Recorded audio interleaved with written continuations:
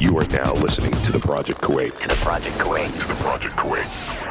Where we stop at nothing to bring you the right facts on health, fitness, and psychology. Featuring some of the world's most experienced professionals. So you can learn, live, and live. With your hosts, Meg, Dr. D, and Mehdi. Far too often people look into running just simply to lose weight or to get fit. From my perspective, running is something that you have to be more fit for. It's a high demand sport, it's a repetitive sport, and it's something that you need to be fit for. I never understood that there were mechanics to running until I dived deep. And some of the drills that they had on there was just kind of just in place where it was a single leg pounce off the ground. It's not something that you can just go do. This is a sport. It's a high intense sport. Research will show that, right? Time and time again. So this is people want to be runners. They want the results and they're just not willing to do what it takes. And that can get frustrating. This is what I do with some of my athletes is I'll progress them to get them into a deadlift. I usually start single-legged just so they learn that hip hinge. And it kind of teaches them more body awareness. But I was going to go on a limb and say that's probably something you would integrate into a program. Why not? All this and more in today's episode. Hey, everybody. Welcome to this episode of The Project. And we are joined by a running mechanic, I would say, Chris Smith out of New York. He's got the accent. He's a Yankees fan. He talks about running. So, I mean, this guy checks off all the boxes of things that I don't like. No, great to have you on the show, man. Really appreciate you coming on and taking the time out to come on and talk to our listeners about running and running mechanics. Like I said before the show, we've had guests to come on and talk about it, but it's kind of been skimmed off the surface. And I told you I wasn't a big fan of running. I actually love to run. Running is my favorite thing to do as a CrossFitter. But the only thing that my issue with running is the person that wants to lose weight and they say, all right, let me go buy the new running shoes and let me go run a 5K right away.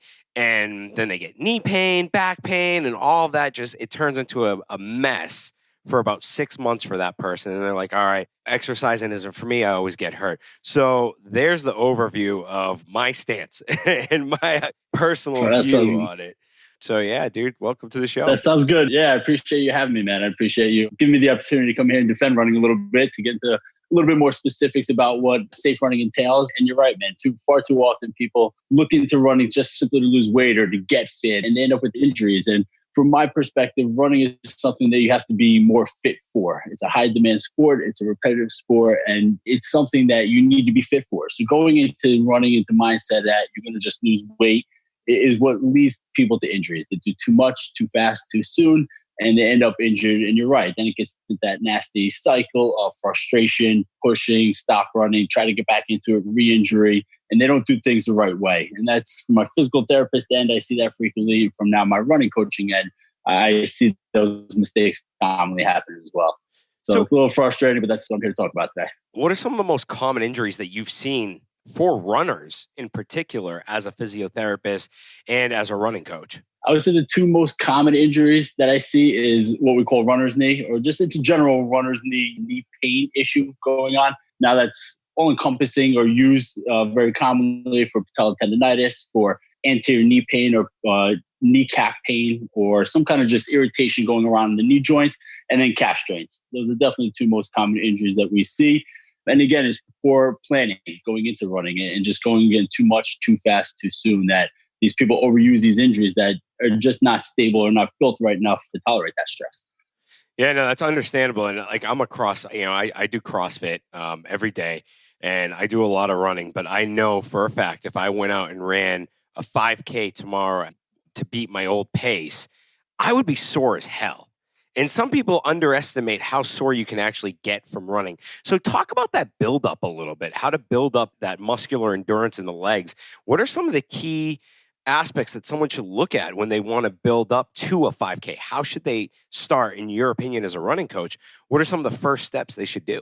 Start slowly. First and foremost, people go way too quickly. You got to start slowly. You got to build yourself up. And that's for people who good base of fitness, and that's for people who have never run before in general. You just have to, it's a different type of demand that our body is just not used to. It's part of our bodies, the calf, the soleus complex, that area down our lower leg, our Achilles, that is, one of the more common injuries, takes upwards of 7 times our body weight with every step that we take. Now we're taking 170 to 180 steps per minute.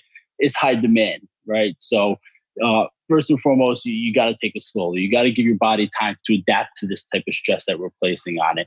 And then to me, it's mixing up this other training for football players, for baseball players, for basketball players. Strength training is just a part of what you do. And for runners, it's not. It's just something that people look as cross training or for filler days. They want to change up the intensity. So they go through some high intensity CrossFit type workouts, or, not necessarily CrossFit, but some of these high intensity boot camp type classes. And they're not really hitting and focusing on what strength training is and getting the benefits of strength training. And to me, it has to be part of your programming. So for people who are looking to get into running, make this part of your training program. You have to run and you got to slowly build up your mileage, but you have to do the necessary work to help support the body as it goes to these high demands of running. So start slowly, add strength training. My 2 primary things that I educate people when you are getting into running. Now, I was a baseball player, a little bit of backstory. We talked about Yankees and Red Sox, and, obviously you're a Yankees fan, I'm a Red Sox fan, so we pretty much hated each other before the show started. But here's a question for you. As a baseball player, we always did our training. Our strength training was during the off season. Muscles built during the off season, not during your season. So for runners, I might not have all the information on this, and I gladly say that. Now, when we look at running, in terms of if we want to integrate it to our programming, or we want to do Spartan races, the obstacle course, all this obstacle course stuff that's coming out, the Spartan races and the Tough Mudders and all this crazy stuff. Yeah. If we're going to go do something like that, or say, I want to do something like that, what type of a buildup, like how would the season work for a runner in particular? Can you break that down a little bit? I mean, is there such a thing called as a season for a runner? And then in the off season, they could start building up the strength in the legs? Or is it just kind of like 3 days a week we do running and then 2 days a week we do strength building? So how would that work? Yes, you're right. It depends on the runner itself and what your long-term goals are. Are you planning and peaking for a race? Are you someone who's training full season worth of races? Are you somebody who's running for general fitness? And your strength training program will differ considering what your goals are. So if you are someone who's planning for a marathon race, say 5 months, 6 months down the road, there's a different type of planning and strength training program where maybe those first month or 2, you'll set a little bit more foundational strength and you go heavier load and you'll build up a little bit more of that base strength that we talk about. And then from there, as it gets closer to the peak race, you work on maybe a little bit more motor firing and recruiting those fast twitch muscles and a little bit more stability into our strength training. So starting to hit on different goals. And same thing for a season. It's if you're a CrossFit cross-country runner and you're looking to peak for a season, though, there will be off-seasons, pre-seasons, in-season strength training programs that you'll go through. You'll change the intensity, you'll change the rep schemes, you'll change, the amount of days per week and your ultimate goals, but it is still going to be there year round. To me, it's something that even like you said with baseball players, in season, maybe strength training is put a little bit more towards the back end of the training program. Yeah, it's more of a maintenance thing. Yeah, it's more a maintenance program. Exactly. It was more maintenance. So your body breaks down. Your body's still breaking down, and you still want to challenge. Strength training is there. It's a misconception with runners is let's do high repetitions, low intensity. There's purposes of strength training more than just developing tolerance to our body. We want to create resistance. We want to create a springiness to our body where we get a little bit more of a tension buildup that allows our body to be a little bit more robust. And there's different ways to attack that in season versus out of season with higher rep schemes, lower rep schemes, plyometrics, the like that will not necessarily tax your body, allow for adequate recovery in between sessions. And then, then you take it from there. Again, it depends on the athlete and what your goals are, though, ultimately moving forward. Just saying all of that, I have a bunch of different questions for you. And please, I'll start with the quickest one, which is motor firing. You said to get the motor firing, and I just watched the whole course on motor recruitment patterns and how to get the proper motor recruitment where you could be extremely strong, but your motor recruitment skills are horrible. So what can a runner do to recruit the proper motor sequence, so to speak, before attacking like a 1K run or a 5K run or something to build up towards that 5K when they want to start? What could they do? I mean, as a baseball player, I'd always try and get fired up and maybe do some ladder drills, maybe do some karaoke's or some wind sprints just to kind of get my body fired up, get that motor recruitment pattern started. What would a runner do, so to speak?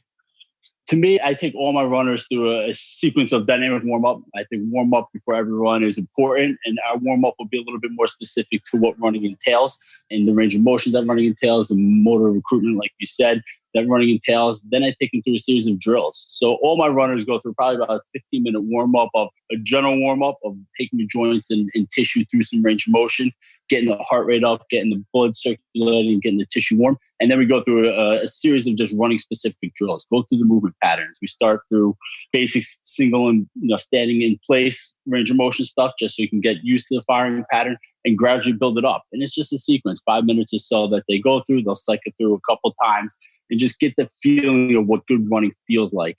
It takes time. It takes consistency. It takes effort. It takes mental awareness more than anything. And especially for these new runners trying to not just get into running, but with good form, they have to be a little bit more aware of that stuff. So some people it comes naturally. Others, it takes a big mental aspect and conscious effort of it as well. 100%, man. I'm kind of born through the Exos school of thought. I did my certs with Exos and I did a bunch of things with Exos. Great, yeah. I love Exos. I mean, dude, they've produced some of the best combine athletes. And I never understood that there were mechanics to running until I dived deep. And some of the drills that they had on there was just kind of just in place where it was a single leg pounce off the ground. And people can't see me, but right now I've got my arms in a running motion and, it's just one leg down, one leg up. And you just do that real quick, like 5 times to get some of that motor recruitment. How important is that for sprinting? Let's switch it to and we have a lot of different athletes. We have some obstacle course guys that listen to the show, and we have some CrossFitters that listen to the show. We have power lifters. How important is that to the mind and getting those neurons fired up? Oh, it's especially for those fast twitch fibers. These things have to happen. They have to happen quick, right? So the quicker that we can get our body and that mind to the motor unit firing happening as quickly as that can happen, it's imperative. So long endurance athletes, sometimes we can build it up as we get going. You get warmed up a little bit, these muscles can slowly get fired up. But for sprinting athletes, you're right. It's imperative to get those muscles happening and happening fast because this turnover is happening quick. The power has to happen quick. And with power, it's not how much, the strength, but how fast we can do these movements as well, right? So that motor unit recruitment has to happen quick. We have to prime these muscles, get used to these movement patterns and get used to them quickly.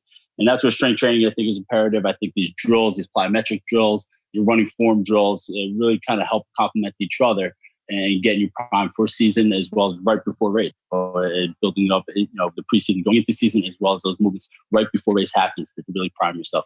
That's awesome. And we have not talked about plyometrics a lot on this show. And that's definitely a avenue I want to dive deep in. And I told you before the show, I wanted to bring you back on, and I want to save that because I think that's an entire discussion on its own, man, because plyometrics are so important. And I think they're neglected in most gym scenes right now, especially for athletes, whether you're in CrossFit or you're in obstacle course training or you're in football, baseball, or basketball. But let's dive into a little bit of the pet peeves that you see or you have with beginner runners. I told you mine, so what are some of yours, man? My biggest pet peeves, it's again, people going too much, too fast, too soon. It's just getting after it. It's when they're feeling good. They go too much. And I deal more from the coaching end. So it's athletes not necessarily listening to me. Yeah. And when I tell them the program, when I tell them to take it a little bit slower, when I tell them to complement with some of these other workouts, it's people have this mindset, I'm just going to go out and run. I'm going to run, I'm going to do my own. And when things start to break down, they don't know why. And that's where some of my bigger pet peeves is you have to understand what running entails. That this is not something that you can just go do. This is not something that you can go do lose weight. This is a sport. It's a high intense sport. It's a high impact sport. Research will show that, right? Time and time again. So this is my pet peeve is people want to be runners. They want the results and they're just not willing to do what it takes. And that can get frustrating. And not only for me, but for them as well. And it's sometimes that ignorance is bliss, or they just stay naive to the fact that research will show stuff time and time again. And they'll just go stretch when, the stretch doesn't show the benefits necessarily. And they'll skip the stuff that is necessary to complement what running entails. So that's truly probably my biggest pet peeve is people go and they just want to run too much, too fast, too soon, and they don't want to do what's necessary to be a successful runner. And they get frustrated, and it frustrates everyone. And I love that. Now, you talked about strength building a little bit. So what are some of the things that you'll see these, let's call them, your first to bet fat burners, people that just want to, burn fat. They're like, I want to go on a diet. I want to lose weight. So I'm just going to run. So what are some of the strength movements you would recommend to them, or some of the strength programming you would recommend? Would you recommend, for instance, a 3-day-a-week full body? And that's been proven for your typical desk jockey, where 3 days a week, full body, you're going to get maximum benefits out of it. So would you recommend doing 3 days a week and then 2 days of running? Or would you recommend 3 days of running, 2 days a week of full body workouts? Again, I think it depends on the athlete. I think it depends on their goals. I think it depends on their injury history. I think that's far too often overlooked. There's people dealing with tremendous knee injuries or a history of knee issues versus somebody who's maybe been running for 6 years or so, and they have some decent strength. Maybe they get by with twice a week and really start to ramp up their mileage. For new beginners, I'm a big fan of people twice a week. Let's just get the body moving. I like full body. I work a lot of supersets. I think my programming for my athletes, especially these newer runners, is let's get 2 days a week. Let's superset some movement patterns where we're doing upper body, lower body supersets. And nothing complex, maybe 4 or 5 different movements twice a week, half-hour workouts. It allows people to not feel overwhelmed with strength training. I start with body weight, where people, again, for these new people just looking to get into running, 35-year-old mom who has 2 kids and wants to get back into running, they start with just stuff that they can fit into their days that is shown to have effects, again, in motor unit recruitments and getting stronger in that fashion, as well as just loading the body in fashions they have never done and get used to that. Twice a week, 30-minute, 40-minute sessions, circuit workouts, total body is usually what I'll prescribe my runners to start. All right. And then from there, depending on performance and injury, we can progress from there. But I'm going to go on a limb here and say you're probably a big fan of single-legged Romanian deadlifts. Just because if you said superset, Romanian, I mean, yes, you yes. probably progress them. This is what I do with some of my athletes is I'll progress them to get them into a deadlift. I usually start single-legged just so they learn that hip hinge, and it kind of teaches them more body awareness. Yeah. But I was going to go on a limb and say that's probably something you would integrate into a program. Why not? I do. Oh, you do? Okay. Why not what? I do, but not heavily, because when we're looking at demands of running, we're not necessarily getting that far into range of motion. So we'll try to load maybe the hamstring in a little bit more of that 45 into a hip extension range of motion with like a glute bridge or a hip thrust or something more in that fashion, which are both great variables for the hamstring. I do it. I think it's a great exercise. I think it loads the lateral hip and the hamstring in a good way to challenge stability. But sometimes it's a movement that people sometimes struggle with, and they'll bend at the hips. They'll compensate. It takes good control, especially my newer runners. They struggle with it. So I don't necessarily go to that right off the bat. I do work that in. It does have great benefits, especially my higher levels. We'll work some plyometric movements into the RDL as well. But I think a squat variation, I think a long variation, I think a calf raise variation. You work 3 variations with that, even a step up, something like that, where you can load them. So 4 basic exercises that can be modified depending on the skill level of the athlete, the history of the athlete, and put up. And then from there, you work in a couple core and upper body push and pull exercises for form and posture. And I think you can get good quality workouts twice a week, 30, 40 minutes, and get the benefits of strength training as far as it pertains to injury performance for runners. I love it. A true physiotherapist that looks after the weekend warriors. Yeah. I love it, man. I see it too often, man. Because it's so funny because physiotherapists kind of break it down in a smarter way than most trainers, in my opinion, because they see injuries every day and that's their number one priority is to prevent injury prevention. So, and I'm sure you've seen all walks of life and all of them, how they run and, foot planting and all that stuff. And one thing that I've seen a lot of out of people that do take up running right away is they'll have the normal range of motion. And if people could see me right now, I'm, jogging in place. And then when they start getting further and further into distance, it kind of turns into this like foot drag going forward. And I've seen that so much amongst new runners. Now, obviously mechanics break down when you get tired. So building up that sequence later on so that you're not doing that weird foot drag that, I just kind of described to you in a really bad way. But I'm sure you get what I'm saying. No, but now what could that absolutely foot drag or those poor mechanics, or when you see someone doing this just because they're laboring at the 3 kilometer mark, How bad is that for the body, for the knees and the lower back in particular? Oh, big time. That's where injuries happen. That's when this forms start to break down, and the areas of our body that's built to tolerate the stress of running is where we rely, right? Our forms we place the stress to parts of our body that are adequate at handling it. And that's our good form. And that's why when we start to break down and we do too much, too fast, too soon, again, that's my famous theory that I constantly cause injuries. It's when we start to break down is now we're placing that stress in other parts of our body. And those other parts of our body are just not adequate at handling it, whether it's our lateral hip, whether it's our knee a little bit more than our hip muscles, whether it's our calf that, 6 miles in is now pushing off a little bit more from our calf because our glutes fatigued, and that's where the injuries happen. So when our form really starts to break down, is when we really start to place the stress on our bodies in places that it's just not built to handle. And that's when injuries happen more than anything else. So strength training helps. There's some research to show that strength training will help keep that form later into races. It increases your time to fatigue. So, you can see as a running coach, I constantly go back to strength training as my go-to to help some of these things that start to break down. I think it's a huge, huge variable in training.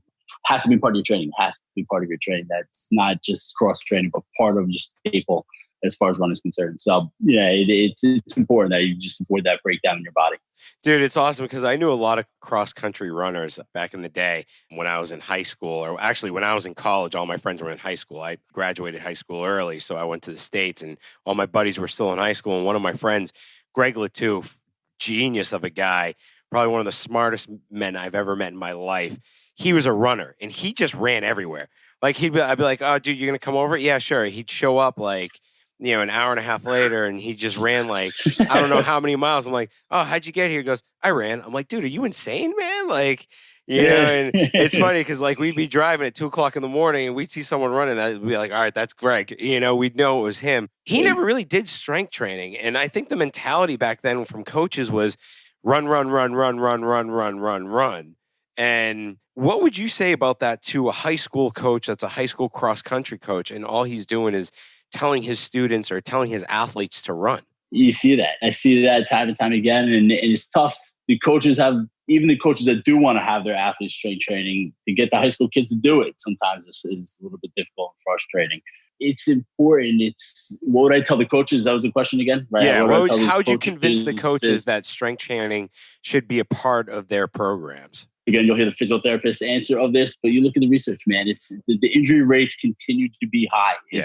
It's in these helping kids, so their bodies are still growing, they're still adapting, and they need to get a little bit more resilient. You're asking them, number one, these high school kids are going, right? So they're just constantly breaking their bodies down, whether it's cross country, into winter track, into spring track seasons. They got to develop a little bit more resiliency. And you look at the research, it's upwards of anywhere from 30 to 70% of runners every year deal with injuries, right? So the whole mentality of how we used to train has to change in general. So, and we're looking, and the trends are going in that direction, and the research is getting more and more definitive on the benefits of strength training. And we're starting to integrate this not only again in the sense of injury prevention, but how it can lead to improvement in the sense of time to exhaustion and running economy and neuromuscular efficiency and some of the other benefits that we see with strength training. So you start to lay it out in that fashion, coaches start to get on board, and then the next hurdle is getting these kids to be compliant to it, which is the next hurdle. But yeah, I mean, one of the things about baseball, and this is what I loved about being a catcher, is I never had to run like the pitchers. I mean, so they go through their bullpens, they'd have nothing to do. The coach would be like, "All right, go run 5 miles," and it's like, dude, all right, yeah, okay, legs feed the wolves. We know that legs feed the wolves, but at some point, it's a diminishing state of returns. You know what I mean? But now let me let me go a different avenue. What are shin splints? Can you explain shin splints to me and how they develop for people that run? And essentially an idiot when it comes to this. I know they exist. I know you can develop them from running on hard surfaces, if I'm not mistaken, like concrete or whatever. How do they develop? How can we avoid them? It's an overuse injury, right? Like most running injuries, it's an overuse injury. It's micro injuries happening in your tibia. There's different ideas as to what exactly is happening at the physiological level. But you see this micro straining happen from soft tissue into where it's attaching to your bone. And you get this micro tearing, micro inflammation, micro breakdown that's happening. And then you continue into that, and it leads into tibial stress fractures. And you can continue to progress into this just where the bone is just overstressed. And when it takes high impact loads, repetitive impact loads that cause that, this constant irritation and pulling, that leads to breakdown physiologically into the bone and that area in our tibias, our lower shin bones there. So what causes it? Again, it's overuse more than anything. The most common finding I see in my athletes is something called overstriding, where you're landing with that foot too far out in front of your body. And the research shows that there's just tremendous what we call ground reaction forces. So Newton's law, for every action, there's an option equal reaction, right? So as hard as we hit that ground is hitting us back. And there's ways that we can modify how hard we hit that ground. But overstriding is one variable that's been shown to have high impact loads. And when we're overstriding, we're hitting this ground hard, we're hitting with our heel, and it's really the shin that takes that initial impact. And it creates this little micro bending stress at the tibia. That bending creates pulling and stress in that general area. And over time, it leads to continuous breakdown. And ultimately, again, stress fractures is the biggest concern. That leads to a straight up fracture. But splints is the beginning of that. It's micro tearing. It's something that just causes constant pain and frustration for runners. Wow. All right. That makes a lot of sense. Now, can shoes have anything to do with that? Actually, before I get into shoes, I'm the type of runner when I run, I don't have a big stride. I'm a short guy. I'm about 5'7", maybe 5'8" on a good day, depending on what shoes I'm wearing. But that's awesome. When I run, I've got a shorter stride. And sometimes I feel like my body's in front of my legs and I got my legs behind me, if that makes any sense. I don't have a big stride and it's almost like my butt's tucked back and my head's almost like I'm always in a sprint position just because I grew up sprinting, baseball. That's the only running I really did. And yeah. Is there a name for that? Is there a word for it? Is there a way I can correct that? Or is it just, when you're leaning forward? When I see people lean forward a lot, one of the big issues I see is glute weakness. And I don't know you, I don't know your strength training issue. I don't say, again, there's variable reasons that I sit behind a desk all day. I got sleepy butt syndrome. My glutes are weak. Tight hip flexors. Yeah, dude. My coach has me doing glute bridges a lot, trying to activate them, especially before a workout. It's something I struggle with because I sit so much. I work 8 hours, then I sit in a car for 3 hours. So that's 11 hours out of my day I'm sitting down. My ass is asleep, literally. Yeah, dude. I mean, I try, but it's just tough because I work in HR, so. I'm a big fan of the drills still. Again, drills that get you familiar with getting that upright position. So marching drills where you can get that adequate hip extension and get that posture a little bit taller. So I'll do drills where I get people marching and they'll get which is going to force that spine to want to flex, which is that position that you're talking to, that slight leaning forward position is a flex position of our spine relative to our hip. So I'll work on drills where people just march, moving forward, march in place where we get in that one knee high, but how much can we keep that opposite leg straight, keep our pelvis neutral and get that hip extension rather than flexing that trunk. And people get a little bit better. The more they do that, they can get a little bit more upright. They get familiar staying upright. And then we can load in those positions. Farmers carry, suitcase carries, some kind of loaded marching drills where we get used to getting that body a little bit more resilient, again, stronger, and just getting a little bit taller and tolerating. Again, the longer you fatigue too, right? Running is that up and down motion. Your body just constantly wants to collapse forward, collapse down. And how can we create resiliency? It comes through hip extension. It comes through our trunk and spine, getting more resilient and getting taller and holding that position. So marching drills is my go-to, first and foremost. Really, dude? Like that, to get used to getting hip extension. First time I've heard of the marching drill. I'm definitely going to try that. I usually go for my crazy walk at night because we're still in somewhat of a curfew. From 6 p.m. to 6 a.m., we're still in a curfew over here in Kuwait. So I go for my crazy walk usually after I podcast. And I'll definitely do the marching drill. I mean, shit, I'm trying to do anything to just correct that because that imbalance is leading to a lot of back pain for me. And I try everything. It gets better. It definitely gets better when I stay on top of my prehab and rehab and everything. So now the marching drill, can you break that down? How our mechanics should be? I mean, I know it's tough because it's on a podcast, but can you break it down of how our mechanics should be? Should we have our arms pumping to start with? How high should the knee come? Would it come to about a 45-degree angle? Will it come a little bit higher? As far as the marching drill goes? Yeah. In regards to so marching drill, I want to get your knee at least to 90 degrees, if not a little bit higher. First and foremost, I want our spine tall. I want you really thinking with, even as that knee's coming up, to keep your spine or the crown of your head getting as tall as you can towards the ceiling. I always sync the arms with it. I think running is all about rhythm. It's a very rhythmic sport, so I'll incorporate arm movement. running is not necessarily the driving of the arm forward, but more the driving of your arm backwards, right? So our elbows, I keep at 90 degrees form-wise. Running, it's our elbows are tight to our body, around 90 degrees. Our fists, I always recommend a soft fist position. So like almost like you're holding like an egg or something soft, but I want it in a relaxed fist position. And we're driving that elbow back. So as one knee drives up, that elbow's driving backwards when we march. That knee comes up to at least 90 degrees. It engages your hip flexors a little bit more. That's when you're going to see that pelvis want to kind of round out. That low back wants to round out as that hip comes higher up, right? So if we're bringing one knee into flexion, if we bring both, your pelvis would lumbar flex and your spine and pelvis would kind of move synchronously together. You fight that in that stance leg. So as your one knee is driving upwards, you're fighting that tendency to want to posterior pelvic tilt and flex that lumbar spine by keeping that glute engaged, by keeping that hip extended on your stance leg. Does that make sense? So we're driving the one knee up as high as we can. We're keeping tall posture and we're keeping that stance leg nice and stable. It's almost bringing it to a relative hip extension position, even though we're just staying tall. It weakened out a little bit, man. But no, that definitely makes a lot of sense. Now, how often should we do this? Now, obviously, to me personally, it would probably be a low impact thing. So I could probably do it a decent amount. And I could probably do it as a warm up to just kind of get my glutes firing. I'm definitely going to try this. This is definitely something that I'm going to integrate into my programming. How often can we do it?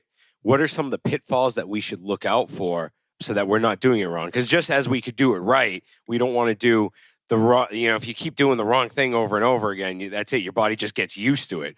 So, what are some of the things that we could look out for? So some different ways you can even do this, Joe, first and foremost, is I'm a big fan of metronome. I just mentioned how running is a very rhythmic activity. So I'll sync this up to metronome marching. You can set up at 30 beats per second where you're really kind of marching slow and you're taking a little bit more control. You can get into 60 to 90 to 115 beats and you kind of get a little bit more impact go through it. We'll use this as a progression for people coming back from injury as well and start to get a little bit more load through it in a gradual fashion. So you can play with that intensity. The main things I look out for is we want to keep our spine upright. We want to avoid leaning side to side. As we get, one knee up into flexion, into 90 degrees of hip flexion, balance is counteracted, right? So our pelvis, our center of mass is shifted. We're going to want to tend to lean to keep it over our foot and our stance leg. So we want to fight that by creating a little bit more stability through our lateral trunk or outside of our hip. So first and foremost, stay tall. That is the number one thing I see is to stay nice and tall and to avoid that flexing of your spine. If you keep those two things in mind, keep your spine tall from leaning side to side as well as from going forward and backwards. And you can create a little bit more stability to that hip. And then from there, you play with the 30 beats, 60 beats, 90 beats. Find what's challenging for you. They each have their different purposes. And then you take it from there. But it's a great drill that you can progress. And even as you get to 115 to 120, 130 beats per second, you see yourself start to transition into a little bit more of a running mechanics, which is a great way to start to integrate running drills from there.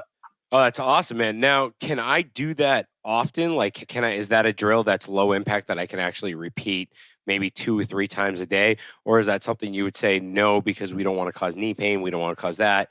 Like, how would you integrate it? Can I do maybe for instance, can I do 5 to 10 marches, 5 to 10 each leg, for instance, 3 sets or 3 rounds, and then just call it a day at that, just to kind of get my glutes firing? If I work at an office, can I just get up, kind of march in place or march down the hallway just to get it firing? Can I do that every so often? Is it kind of like doing reverse curls, for instance, because our forearms are built that they can keep working like that? Is it something I can do like that? Or no, you would recommend maybe every other day or... Okay. I do it both ways. If you're looking for the purpose of strictly form and getting that feeling, do it every day, man. If you're going up and down the hallway, you have a time here and there, get that feeling. You drive up and get that tall posture, get that feeling of single leg stance and hip extension on that stance leg while keeping that posture tall and drive up. I do it for programming. When I program it for my runners, I have them taken through multiple times. So they'll do 2 or 3 sets of 20-yard marches at different intensities of 30 beats, at 60 beats, and 90 beats, and get them accustomed to quicker turnover, that quicker pace, that higher impacts. So it can be programmed. When I'm programming it like that, I tend to do it 2 to 3 times a week max on, again, the frequency, intensity, and what else I'm prescribing for that athlete. As far as, like you mentioned, just trying to get that feel and the mechanics of it. I like it before every run. I like it throughout my days. You'll find me if I've been sitting for an hour or two. Again, it forces that hip extension. It forces that glute engagement. So I'll just get up after an hour of sitting at my desk and just march up and down, back and forth once or twice. and then go sit down again. So there's different ways that you can utilize it. But for form-wise, every day, for programming-wise, creating that strength, that resiliency, and that rhythm, I tend to program a few days a week of it. And complementary to everything else. It's sole workout. I'll complement that with either core work or the plyometric workout that day or other running form drills that they're going through. No, awesome, man. I mean, it does seem like it would complement anything that you would do because, your glutes are so important and it just sucks when they don't fire right. You're someone like me. It's a neurological thing. I told my coach once, I was like, dude, it's just a neurological thing. Neurologically, it's just my pathways aren't built up anymore. I lost it. And yeah. You don't use it, you lose it. It's like anything in life. It's true, man. Yeah. But all right. So what else you got for sleepy butt syndrome, man? Some of the things that we don't hear a lot about that you use as a part of your tool set. To get people load. And I know you do the strength training, but there's certain exercises. I know this concept of sleepy butt syndrome where people are just not great engaging it, but this muscle has to be working. It is working. And the more you can load it, the stronger you can get it. It's going to do its job. Just inevitably has to do its job, right? So to me, if people are really struggling, I'll bias some of the hip exercises where maybe I'll take the knee or ankle component out of it and load the hip a little bit more. Kneeling positions, kneeling thrust positions, or the hip thrust where we get on our back, knee bend versus knee straight, where we can kind of get the hamstring out of that equation and try to isolate the glute more. And then again, the drills, they have to be getting that muscle engaged, right? So the more we can get that form and that feeling of getting upright and not flexing our pelvis, to me, the marching is paramount for that. And then I just do variations of that. And then I load, get that muscle strong and doing ways that has to recruit that muscle. There's no right ways around it. You wouldn't be doing the exercise if you couldn't recruit that muscle. So those are the ways again, hip thrusts are a big variation for me, deadlifts and variations of deadlifts. And then single leg, if you can keep single leg pelvic stability, that glute has to be firing. So, yeah, no, it's true. That's so true, man. From there. Well, dude, our internet's been cutting out in and out. So I'm hoping that the Zoom yeah, I mean, dude, it's third world problems. Sorry about that. Yeah. I mean, we're over in Kuwait. So, people are in curfew. All they're doing is, sitting online right now. And it's screwing with my podcasting skills over here. I'd definitely love to have you back on. It would be such a benefit to all of our listeners, and I really appreciate you coming on and, talking about some of the beginner struggles with running. And definitely, if we bring you back on, if you come back on, I'd want to talk to you about obstacle course racing and CrossFitters, how shitty they run and how they can fix it. Yeah. You know what I mean? I got a plethora of drills, man. There's plenty of stuff that we can talk about drill-wise and how to do this properly, man. I love talking about this, and I appreciate you having me on today. So thank you so much for giving me this opportunity. All right. Thanks, man. All right. We'll talk soon. Have a good one. Thanks for listening to this episode. If you enjoyed it, please head over to iTunes to subscribe, rate, and leave a review. You can also find us on Instagram at The Project Kuwait. Thank you, and join us next time.